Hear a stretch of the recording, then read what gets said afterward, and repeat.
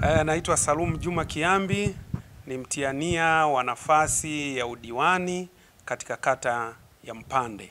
Nimekuja leo kuchukua fomu kwa ajili ya kuomba ridhaa ndani ya chama changu, kama nitapata ridhaa hii ya kupeperusha bendera kwa maana ya ndani ya Chama cha Mapinduzi na kwenda nje tukashinda.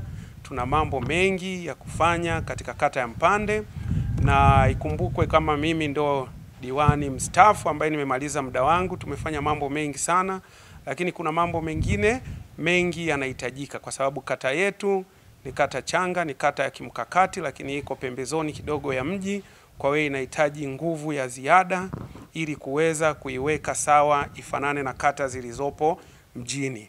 Niseme tu kwamba mimi nilikuwa diwani wa kata hii, kwa hiyo naelewa kila kinachoendelea, na nimeshiriki bajeti ya halmashauri ya mwaka huu ambao tunaenda kuianza, ambayo tayari kuna vitu vingi ambavyo tayari nimependekeza katika bajeti. Kwa hiyo tunasubiri utekelezaji katika bajeti ijayo inayoanza tarehe 1 ya mwezi wa 7.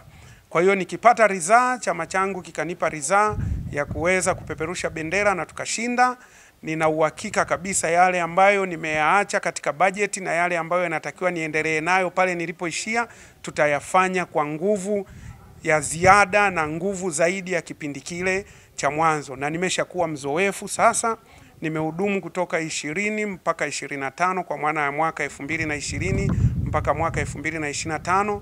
Nimeshakuwa na uzoefu wa kutosha. Kwa hiyo naomba chama changu kiweze kunipa ridhaa kupitia wajumbe.